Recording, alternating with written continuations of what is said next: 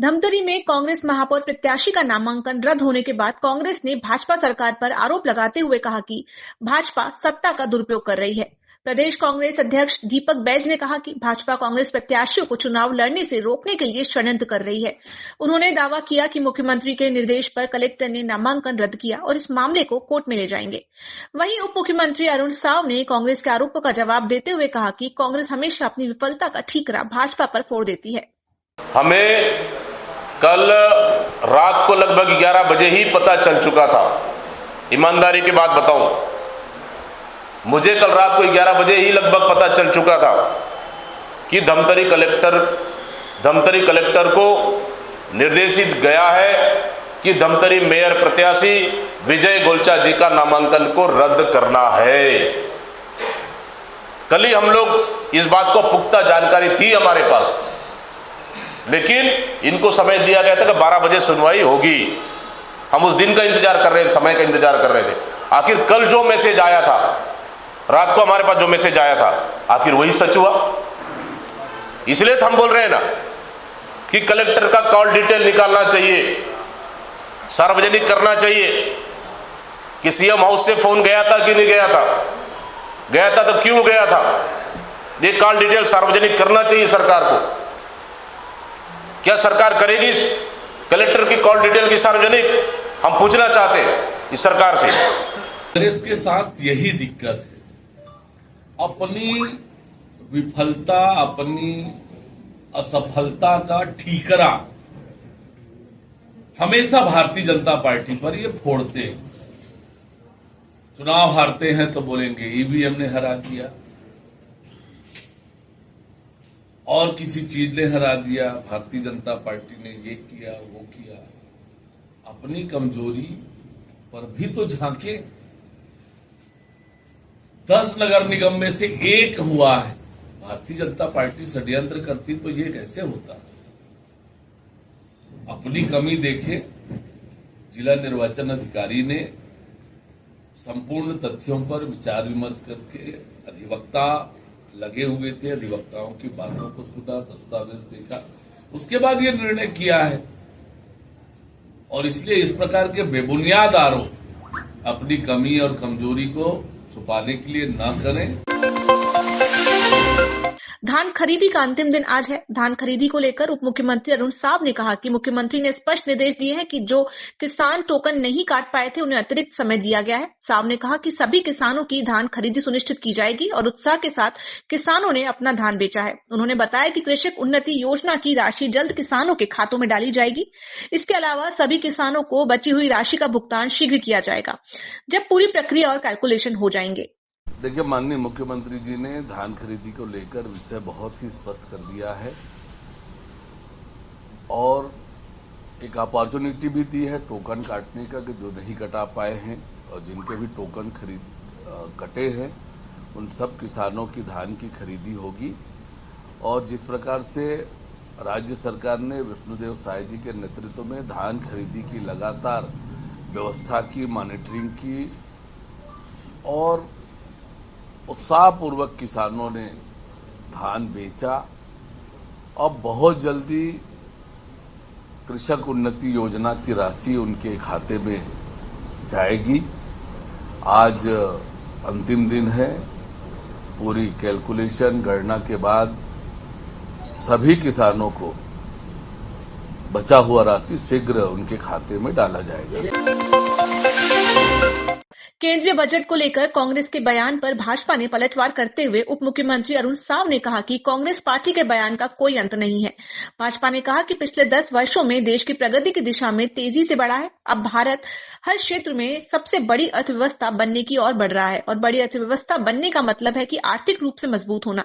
इसके पीछे सरकार का उद्देश्य लोगों के जीवन में सकारात्मक परिवर्तन लाना है। उन्होंने कहा कि सरकार ने गरीबों को ऊपर उठाने, मूलभूत सुविधाएं प्रदान करने, युवाओं को रोजगार देने और आधारभूत संरचना के निर्माण के लिए काम किया है। प्रधानमंत्री नरेंद्र मोदी के नेतृत्व में सबका साथ सबका विकास की दिशा में देश का संपूर्ण विकास हो रहा है। देखिए, जिस कांग्रेस पार्टी से जनता ने उम्मीद खो दी हो, उनकी ऐसी बातों से कोई अर्थ नहीं है। पिछले 10 सालों में देश ने जो प्रगति की है, तरक्की की है हर एक क्षेत्र में, और आज हम दुनिया की तीसरी बड़ी अर्थव्यवस्था बनने की दिशा में बढ़ रहे हैं। और दुनिया की तीसरी बड़ी अर्थव्यवस्था बनने का मतलब आर्थिक रूप से केवल मजबूत होना ही नहीं है, इसके पीछे आम लोगों के जीवन में परिवर्तन लाने का काम, लोगों को गरीबी रेखा से ऊपर लाने का काम, लोगों की मूलभूत आवश्यकताओं की पूर्ति करने का काम, युवाओं के हाथों में रोजगार देने का काम, अधोसंरचना के विकास का काम, ये सब कुछ उसमें समाहित होता है। और दुनिया की तीसरी बड़ी अर्थव्यवस्था बनने का मतलब ये है देश का संपूर्ण विकास, हर वर्ग का विकास, सबका साथ, सबका विकास। यही वो दिशा है जहां पर आज देश तेज गति से आगे बढ़ रहा है। आने वाला बजट ये सही है कि देश की जनता को बड़ी उम्मीदें हैं, और उम्मीद भी उन्हीं से होती है जो कुछ करते हैं। और पिछले 10 सालों में जनता में जो विश्वास जगा है नरेंद्र मोदी जी के नेतृत्व वाली सरकार का, कैसे एक एक वर्ग की उन्होंने चिंता की है, हर एक वर्ग की, आम लोगों के जीवन को आसान बनाने का काम, सुलभ बनाने का काम, सरल बनाने का काम योजनाबद्ध ढंग से प्रधानमंत्री माननीय नरेंद्र मोदी जी के नेतृत्व में हो रहा है। तो निश्चित रूप से इस बजट में भी विकसित भारत की कल्पना, विकसित भारत का विजन स्पष्ट रूप से दिखेगा। धमतरी जिले के भाजपा कार्यालय नगरी में भाजपा युवा मोर्चा के कार्यकर्ताओं द्वारा तोड़फोड़ किए जाने की घटना सामने आई है। इस मामले पर उप मुख्यमंत्री अरुण साव ने प्रतिक्रिया व्यक्त करते हुए कहा कि पार्टी में अनुशासनहीनता बर्दाश्त नहीं की जाएगी।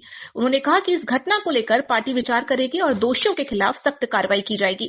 पार्टी अनुशासन को प्राथमिकता देती है और इस प्रकार की घटनाओं को गंभीरता से लिया जाएगा। देखिए, पार्टी में अनुशासनहीनता किसी भी कीमत पर बर्दाश्त नहीं की जाएगी, और जो बातें आ रही है निश्चित रूप से पार्टी उस पर गंभीरता से संज्ञान लेगी।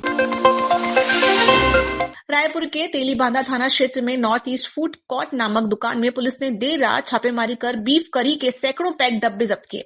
बजरंग दल की शिकायत के आधार पर पुलिस ने कार्रवाई की और सैंपल लैब भेजे।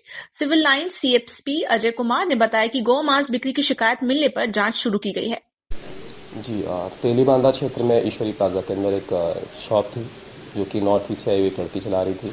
तो उनके पास एक पैक कैन में 100 ग्राम के पैक कैन में कुछ 5-6 पैकेट्स मिले जिन पे बीफ करी लिखा हुआ था और उन पर मेड इन म्यांमार का ठप्पा लगा हुआ था। तो पूछने पर बताया गया कि उनके द्वारा वो चीज़ 6 महीने पूर्व दिल्ली से कुछ पैकेट लाए गए थे जो वो नॉर्थ ईस्ट के ही लोगों को बेचती है। इस पर हम लोगों ने वो पैकेट सीज किए हैं और उन पर अपराध कायम किया है। सर, कुछ गौ मांस के जो है फ्रिज में पाया जाने की जानकारी मिली थी? जी, प्रथम दृष्टा पूछने पर जो फ्रिज से जो मांस मिला वो उन्होंने सुअर का मांस बताया, पोर्क जिसे बोलते हैं। फिर भी उसको जब्त किया गया है और उसकी भी जांच की गई। पूर्व मंत्री सत्यनारायण शर्मा ने आरोप लगाया कि बीजेपी ने उनके प्रत्याशी का नामांकन दबाव डालकर निरस्त कर दिया। उन्होंने कहा कि यदि चुनाव में इस तरह का दबाव जारी रहेगा तो चुनाव की आवश्यकता ही नहीं है। शर्मा ने बीजेपी पर लोकतंत्र की हत्या करने का आरोप लगाया और कहा कि इस प्रकार की गतिविधियों पर रोक लगनी चाहिए। उन्होंने कांग्रेस पार्टी के पक्ष में इसका विरोध करने का संकल्प लिया और चुनाव आयोग से भी इस मामले का विरोध करने का निर्णय लिया है। सत्यनारायण शर्मा ने कहा कि बीजेपी अधर्म की राजनीति कर रही है और कांग्रेस इसका विरोध करती रहेगी। उन्होंने कोर्ट का रास्ता अपनाने की बात भी कही और चुनाव में निष्पक्षता की कमी का भी जिक्र किया। सजग प्रहरी साथियों, कांग्रेस पार्टी के सभी आदरणीय नेताओं और आदरणीय मित्रों, लोकतंत्र में स्वस्थ परंपरा को ध्वस्त करने का काम भारतीय जनता पार्टी कर रही है। धमतरी एक इसका उदाहरण है।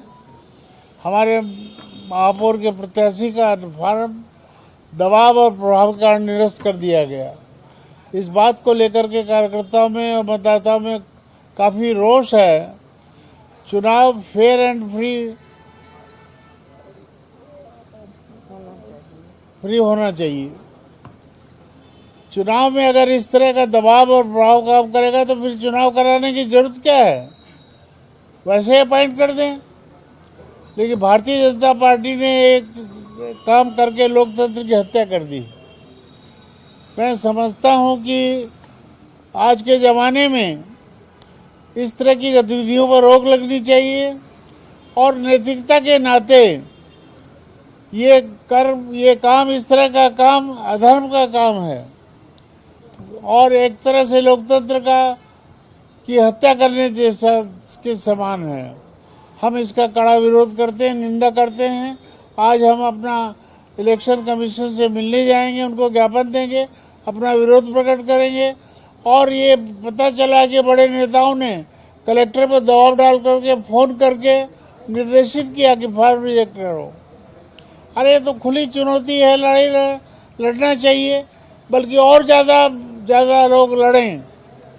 इससे क्रीम ऑफ द सोसाइटी के लोग, अच्छे लोग सामने आएंगे और इस तरह की राजनीति अगर हुई तो आगे चल कर के देश में कोई भी अच्छा आदमी राजनीति में भाग लेने के लिए तैयार नहीं होगा। मैं सारी जो घटनाक्रम है इसकी कड़ी निंदा करता हूं और कांग्रेस के साथियों से निवेदन करता हूं कि पूरी शक्ति के साथ इस घटना का बदला लें और पूरी ताकत के साथ लोकतंत्र की रक्षा करने के लिए सामने आए। यही मेरी प्रार्थना है। आप सबको बहुत धन्यवाद।